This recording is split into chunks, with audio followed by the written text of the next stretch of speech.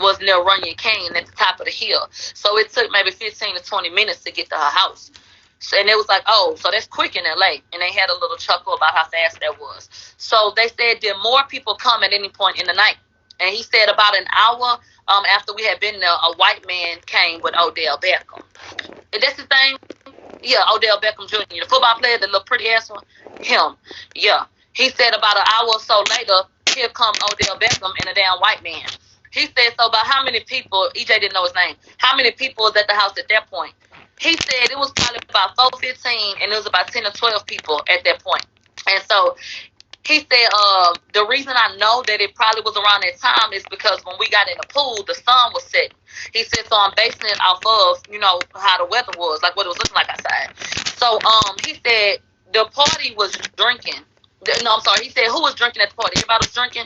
He said everybody but me, Odell, and his friend was drinking. So the prosecutor, Bot, was like, you would say that Odell Beckham is a big guy, right? And I think that he was about to get into the 6 or 7 bottles that then got chugged a little. And so he was like, well, hold on now. He said me and Odell actually had a little combo real quick because me and Odell don't drink. He said, so me, Odell, and one more person wasn't drinking that night. So exclude us from the group of people that went through them 6 or 7 bottles. So they had to throw that shit out the window because prosecution looked like that. Yo, y'all do the math in the motherfucking chat. So they said, so how many people was drinking the goddamn liquor? They said about 8 people. About 8 people went through about 6 or 7 motherfucking bottles, basically. That's what we said. Yo, Meg killed 3 bottles of Henny by herself? You might have to give her an award. Trophies. So then, playing beer pong. Everybody playing beer pong. They said, did Megan make some food? Here we go with this cheap-ass nigga meal. He said, yeah. She went in there to go make some tacos. They said tacos or nachos. People, it gets worse. The bitch didn't even have Rotel and Velveeta. He said, no. Megan made tacos. He said, but we never ate them. Because Megan ass was too worried about coming outside the party. He said Megan was just going to make that motherfucking ground beef and put it in them damn shells. But she could not stand the fact that everybody was having a good time. So she said, fuck the tacos. These hoes ain't even ate. So then they said Kelsey passed out about a few hours into the party. He said, so everybody was just talking and drinking, right? And then so EJ was like, yeah. He said, were they bragging about having a gun? He said, no. They said, what time did Kelsey pass out? He said, probably around 6:30, 7 o'clock. He said, so Kelsey passed out. Was she drunk? And he said, hell yeah, like she was drunk. I had to go put her in the bed.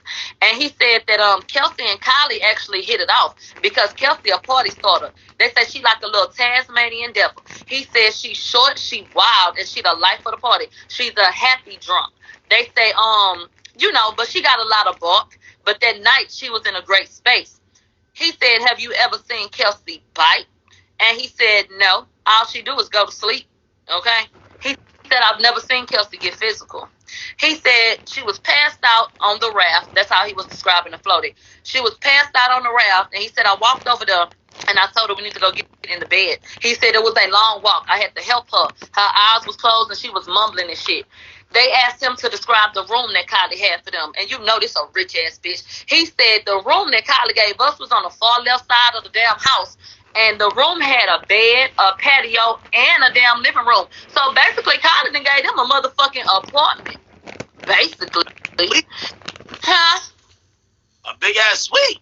Hell yeah, that's a suite, nigga. So I said, well, damn, bitch, can I come swim? So anyway, he said, I put Kelsey in the bed, and she had on a swimsuit. He said, so when Kelsey woke up, she was more aware, and she put on some dry clothes. He said Kelsey was probably asleep like about an hour and a half, 2 hours. He said, so that's when everybody got back in the pool. He said, was Tory there at that point? He said, yeah. He said, Tory came along. He said, and I knew him enough to say that he was familiar, but as a gay man, I just let Megan go be with her people. He said, when I would drop Megan off the Tory house, I'd just drop her off. He said, I've never been in Tory's car. He said, I went in Tory's house one time real quick because Megan wanted to take a picture. He said, but whenever I would go over there, either I was dropping off Megan or I was dropping off Megan and Munchie. I would not go in. And, Munchie has been mentioned in some songs and shit like that. And she does still follow Tory, in case y'all didn't know. But, yeah, he said I would never go in. So then the prosecutor going to try to slip it in, talking about, so you didn't know him well. He said, I was familiar with him. And, he said me and T. Ferris and Justin felt comfortable with Megan going with Tory. He said those 3 people felt comfortable. And they left that there. Then we get into the scene again. He says it was Kelsey, Tory, Megan, and Kylie in the pool. They said that Megan was happy to see Tory, and that Kylie was excited. They said she even asked a few times, hey, is Tory coming? And so EJ said, but for me, I know Megan's tipping point. So by the time Tory got there, he just personally felt like no more drinking needed to happen. They've already been drinking all damn day, killed all these bottles. He just felt like I can take 5 bottles. Yeah, 6 to 7. So he was like, And then he said, so with the wig situation and the alcohol situation, he felt like these are 2 reasons why we need to get the fuck up out of here. He said, I packed the bags after trying to fix her hair in the bathroom. He said the suitcase was closed. The duffel bag was already open when I went to go put items in it. They said, what were the items that you put in it? He said, I put a change of clothes for Megan and Kelsey in a bag, and we were thinking about going somewhere else after that. So I had 2 other options that I laid down on the bed. He said, the LV bag, the one Megan act like, I got a lot of bags. He said the LV bag had a lot of shit in it. That was her bag. He said, I do not pack up Kelsey's stuff because Kelsey is the assistant. He said, but I did do it that time because all that shit was kind of together. It was all out. He just put it in the goddamn bag. They said, did you pack a gun? He said, no. He said, did you ever see a gun? He said, I don't recall. Okay? He said, have you ever seen Kelsey with a gun? No. Have you ever seen Megan or Kelsey with a gun? Did you see him with a gun that night? He said, no. So they said, without security, you say that you have a taser and mace, and you never seen her with a gun. Now get this. EJ said, not on her person. He said, well, what about in her stuff? He said, I've seen stuff like that in her bag.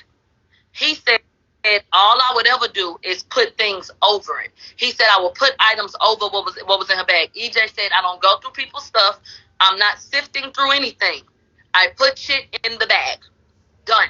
Okay? He said, would Megan ever talk about the taser when y'all was out? Like, oh, I got a taser, bragging about it? He said, no.